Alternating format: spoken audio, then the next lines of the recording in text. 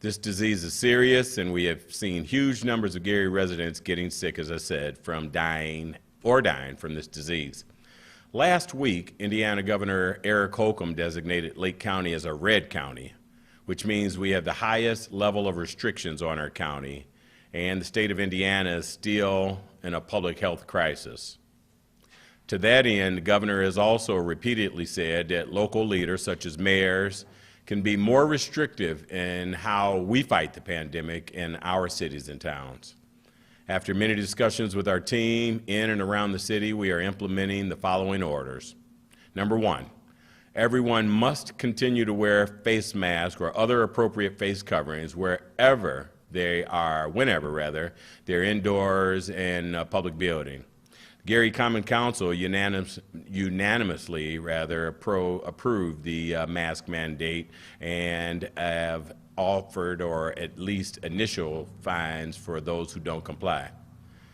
Houses of worship may continue in-person services with up to 50 people at a time, but attendees must wear face coverings and they must practice good social distancing techniques while inside those houses of worship.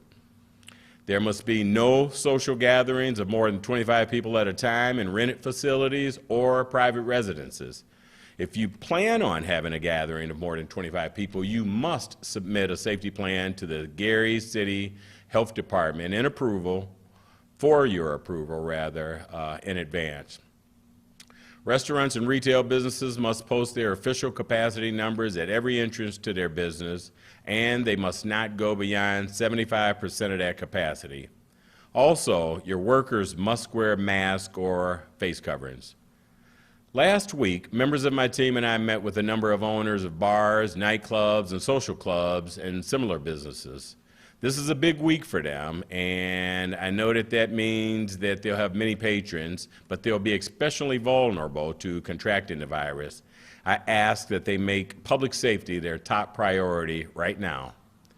You also must observe restrictions in those businesses. They must close by midnight each night until further notice. You must post your capacity at all of your entrances and must not exceed 50% of that capacity. If you do not comply with these orders, you face a citation of up to $2,500. If you did not comply after the first citation, you will face additional citations up to $7,500 each. These citations accumulate, which means they will continue to build up if you do not comply. Also, please keep in mind the City of Gary health inspectors and the building department as well as police will monitor compliance through all of our various departments. And the City of Gary has the right to revoke, suspend any licenses or businesses for non-compliance. These are difficult restrictions, especially during holiday season, but it is far more difficult to console your families when you have lost loved ones due to COVID. At this particular time, I'm going to turn it over to the Health Commissioner, Dr. Roland Walker. Dr. Walker.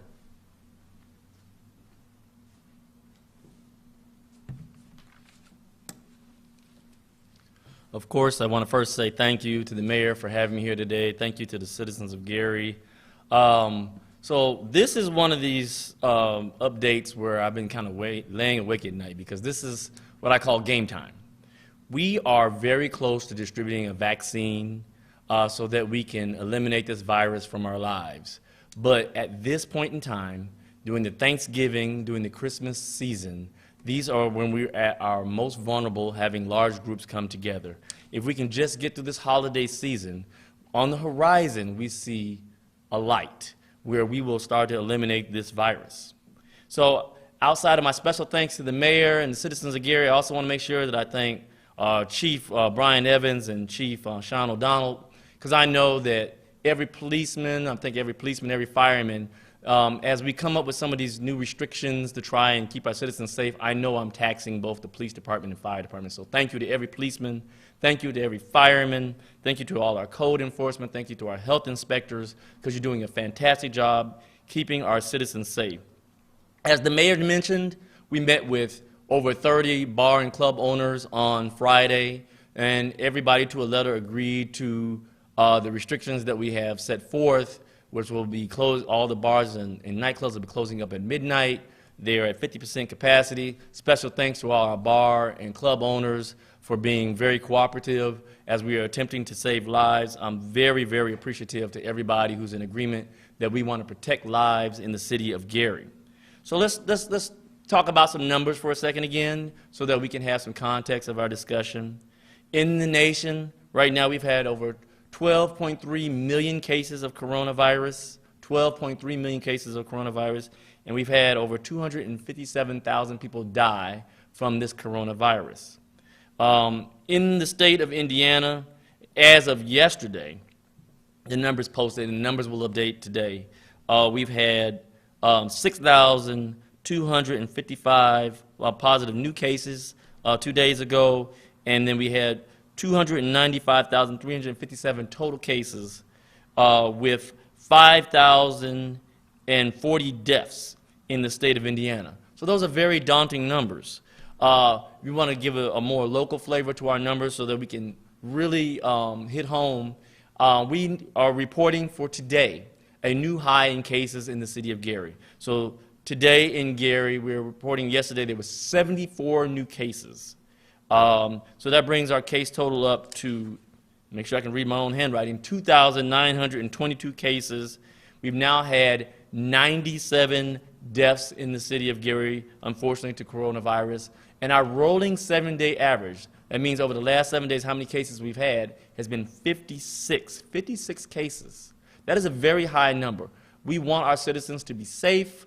We know that the measures that we take, social distancing 6 feet apart, wearing these masks, washing our hands, disinfecting, we know that these is what works. So as we head into the holiday seasons, I'm begging of you, please, small groups of your household for the holiday, Zoom communication, telephone communication, Facebook communication. These are the ways that we should communicate with our families on this date, on these holidays, because we want to be close to our families, but we don't want to spread the virus amongst our family.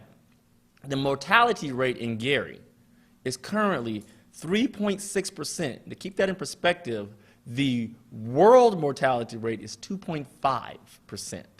The national, the American mortality rate is 2.1%. But we here in Gary, we're up to 3.6%. We can have a long discussion about how comorbidities may play a role in that. But we know that we want this number to continue to come down. At some point, we were as high as 4.1%. So as we're learning, as we're using masks, as we're learning new treatments, that number is coming down. We want to see that number to continue to come down. We have a vaccine. We have several vaccines. We have 2 that we know, and actually a third one was reported from overseas today. So 3 vaccinations that we now know have a 95% effectiveness and have very low side effects. I myself have decided, and this is a complete 180 for me, I have decided that I will be one of the first to be vaccinated. I will take pictures of vaccinated. I want our citizens to know that it's going to take about 80% of people either to have had disease or to be vaccinated in order so that we can be protected as a community and we can get rid of these masks. When I take that vaccination, I will continue to wear my mask for a couple of reasons. One, because it models behavior for others to wear their masks, and also that vaccinations are not foolproof. You have to have herd immunity, but in the right way, not as we've heard in some theories. But enough people have to be vaccinated, and enough people have to have had disease and have antibodies in order for us to be all protected. So once again, I want to wish everybody a fantastic Thanksgiving holiday season. As we go into our Thanksgiving and our Christmas season, I wish everyone the best. But what I'm praying for is that everybody remains safe. Once again, I have to thank our chiefs, our mayor, for being diligent to help promote these policies that are going to keep us safe. And I believe that this could be our finest hour as we move forward and we're able to get to a point where we get everybody vaccinated. I thank you for your time. And now our next speaker from Majestic will come forward.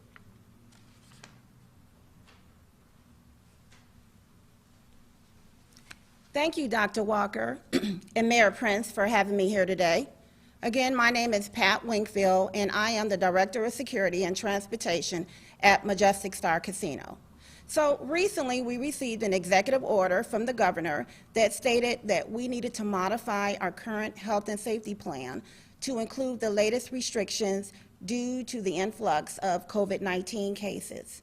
So what that means for our property is that there is no smoking, eating, or drinking allowed, only in designated areas. So the designated areas for smoking is the access lounge. We do have a small, a beverage station in between the vessels where you can get alcoholic beverages, coffee or water, but you must be seated. We also have a few eating outlets, Jackpot Java Fresh, Steel City Grill, and the Steakhouse, where if you like to purchase food and eat on property, you must be seated at all times. Now, we also have signage throughout the property, as well as hourly announcements that we make to inform our guests that, of our current restrictions. Currently, as Dr. Walker and Mayor Prince mentioned, we are in the red zone. So that means that our capacity restriction is limited. So when we get to 1440, security is required to monitor the guests that are coming aboard. I would like to say that Majestic Star has the greatest safe and healthy plan around in the market. And I want to say thanks to Dr. Walker, Mayor Prince, and the Gaming Commission. We worked closely together to make sure that our plan was cohesive and great for our team members and guests. So I'd like to say thank you and give you guys credit because you did a phenomenal job. I know we're going through difficult times, but together we can get through this. Thank you.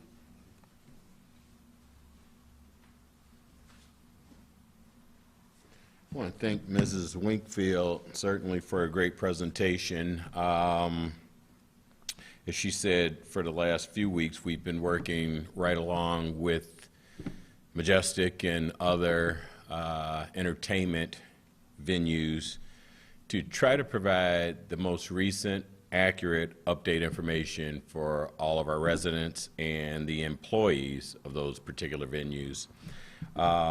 It's a tough proposition, you know. We get used to being independent in our comings and goings, and you know, for the most part, as adults, we feel that we know how to keep ourselves safe. But you know, as we discovered very early on, that this is a situation that certainly is not necessarily unprecedented, but to my understanding, hasn't occurred in over 100 years.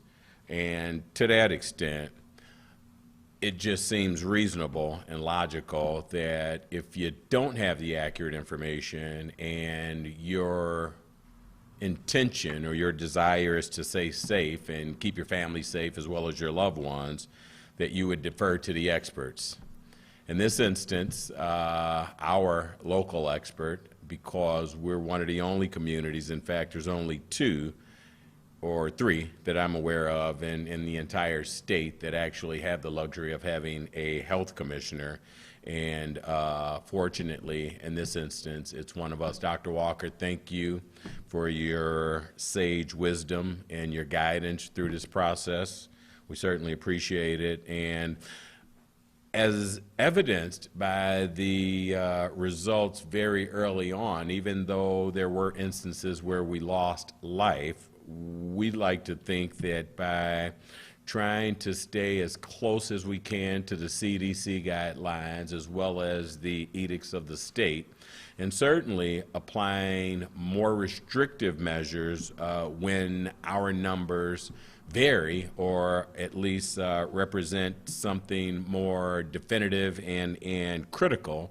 I believe that Dr. Walker certainly has been prudent, and he's certainly exercised and erred on the side of caution in implementing additional restrictions. As the mayor of the city of Gary, it's an honor for me, to have Dr. Walker, but it would be in the best interest of the city and its residents to, as I said, defer to the expert in this instance. To Ms. Winkfield, we appreciate your understanding and willingness to adhere to the governor's executive order, but also to communicate with us and submit the plan here locally so that at the very minimum we could share that information with our residents and your patrons, as well as support you in the steps that she's taken to keep us all safe.